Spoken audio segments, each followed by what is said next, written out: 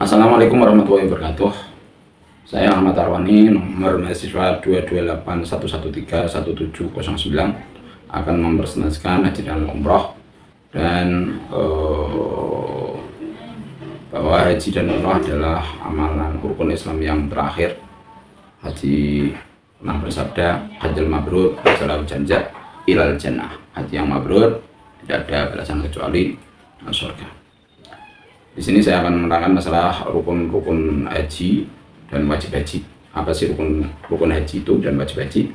Rukun haji diantaranya adalah nomor 1 niat ihram, 2 wukuf di Arafah, 3 tawaf ifadah, 4 sa'i, 5 potong atau cukur rambut, 6 tertib pada sebagian rukun sa'i atau setelah tawaf.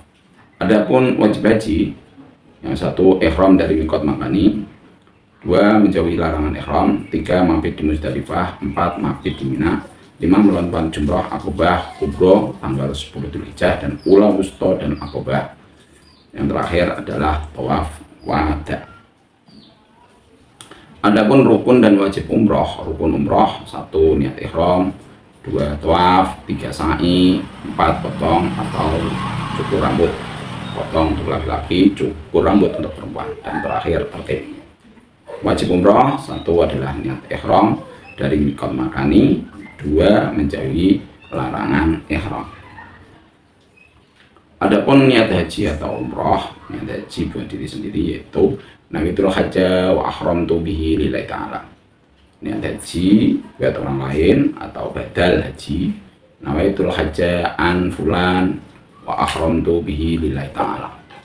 Niat ihram umroh buat diri sendiri bagaimana? Nawaitul umrata wa ahramtu biha lillahi ta'ala. Niat ihram buat orang lain atau badal umroh, nawaitul umrata an fulan wa ahramtu biha lillahi ta'ala. Seterusnya saya akan menerangkan secara detail apa sih wukuf di Arafah, apa yang dilakukannya, dan macam tawaf itu apa, sa'i itu apa. Wukuf di Arafah yaitu diam sejenak di padang Arafah di antara waktu duhur, tepatnya 9 Dzulhijjah sampai fajar, yaitu tanggal 10 Dzulhijjah. Adapun wajib-wajib wukuf diam sejenak di padang Arafah pada waktunya, meski hanya sebentar, tanpa niat atau tanpa sengaja. Yang B, sunat-sunat wukuf apa? Sunat wukuf berada di padang Arafah mulai tanggal 9 Dzulhijjah hingga 10 Dzulhijjah. Yang B, suci dari hadas, selalu menutup aurat, menghadap kiblat, tidak dalam keadaan puasa, khusyuk, memperbanyak doa dan zikir, berada di tempat terbuka atau luar kemah, di luar kemah. Adapun tawaf, apa tawaf itu? Yaitu mengelilingi Ka'bah 7 kali. 7 kali putaran ya, berawal dari dan berakhir di sudut Hajar Aswad. Macam-macam tawaf ada, namanya tawaf ifadah, tawaf wada, tawaf qudum, tawaf sunnah. Tawaf ifadah atau tawaf rukun tidak dapat digantikan orang lain atau dengan membayar dam. Sementara tawaf wada atau pamitan bagi yang akan meninggalkan Mekah kecuali perempuan haid, sunnah berdoa di depan salah satu pintu Masjidil Haram, itu tawaf wada. Tawaf qudum sunat bagi yang memasuki kota suci Mekah, dan yang terakhir tawaf sunat, sunnah dilakukan setiap ada kesempatan jika nanti menjadi tawaf sunatnya wajib. Sa'i itu apa? Sa'i ada berjalan mulai dari Bukit Sofa hingga Marwah 7 kali, berawal di Sofa, berakhir di Marwah.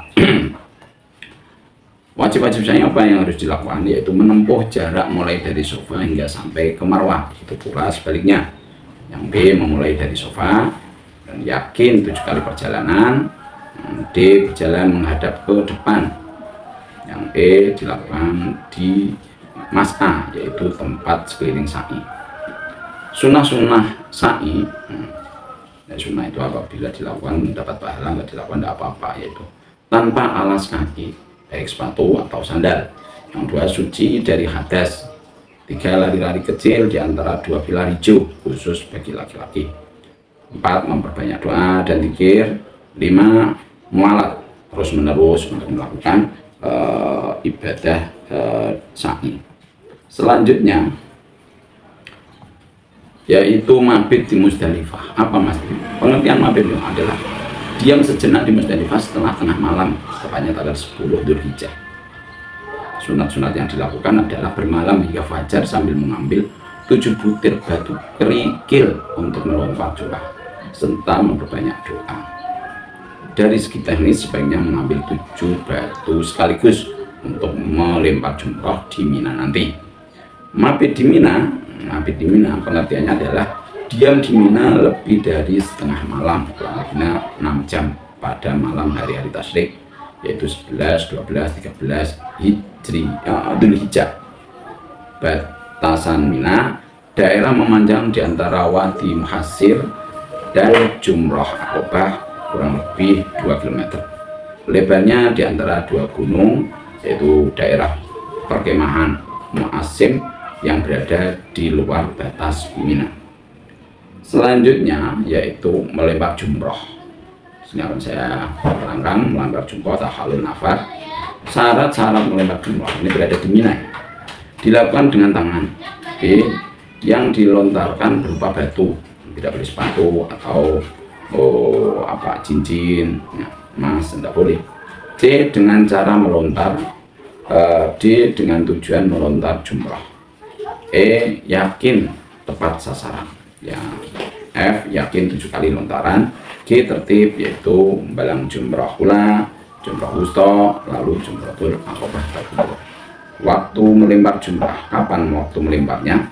Waktu melempar jumrah aqobah untuk tahallul hari nahar mulai tengah malam, yaitu tanggal 10 Dzulhijjah hingga akhir hari tasyrik, yaitu 13 Dzulhijjah. Waktu utamanya yaitu waktu duha, tepat tanggal 10 Dzulhijjah. Yang B, jumrah ula, wusta, dan aqobah setelah tergelincirnya matahari tiap hari tasyrik hingga akhir hari tasyrik. Waktu utamanya di antara waktu zuhur dan maghrib. Itulah melempar jumrah di Mina. Sekarang tahallul. Apa tahallul itu? Tahallul awal, ada tahallul awal, ada tahallul sani. Tahallul keadaan bebas dari larangan ihram selain hubungan suami istri setelah melaksanakan 2 dari 3 amalan, yaitu amalan 1 melontar jumroh aqobah, B, memotong atau mencukur rambut bagi perempuan, yang C, tawaf ifadah dan sa'i. Itulah namanya tahallul awal. Tahallul sani keadaan bebas dari semua larangan ihram setelah melaksanakan amalan yang ketiga. Sementara nafar, ada nama nafar sani, ada nafar awal. Apa nafar itu? Keberangkatan pertama jamaah haji meninggalkan Mina pada hari kedua tasyrik, yaitu 12 Dzulhijjah.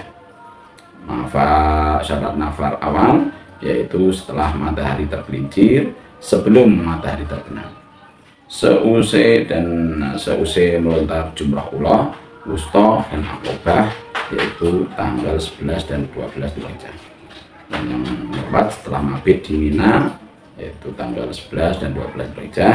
Yang terakhir niat meninggalkan Mina, tidak bermaksud kembali lagi. Adapun nafar sani, keberangkatan kedua atau terakhir jamaah haji meninggalkan Mina seusai melempar jumrah ula, wusta, dan aqobah pada hari akhir tasyrik, yaitu tanggal 13 Dzulhijjah. Adapun bacaan ketika sudah melakukan ihram, sebaiknya membaca talbiyah. Talbiyahnya yaitu labbaik Allahumma labbaik, labbaik la syarika lak labbaik, innal hamda wan ni'mata lak wal mulk la syarika lak. Bacaan talbiyah ditambah masalah Allahumma sholli wa sallim ala sayyidina Muhammad wa ala ali sayyidina Muhammad. Allahumma inna nas'aluka ridhaka wal jannah wa na'udzubika min sakhatika wan nar. Rabbana atina fid dunya hasanah wa fil akhirati hasanah wa qina adzabannar.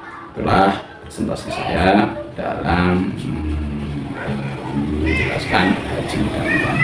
Assalamualaikum warahmatullahi wabarakatuh.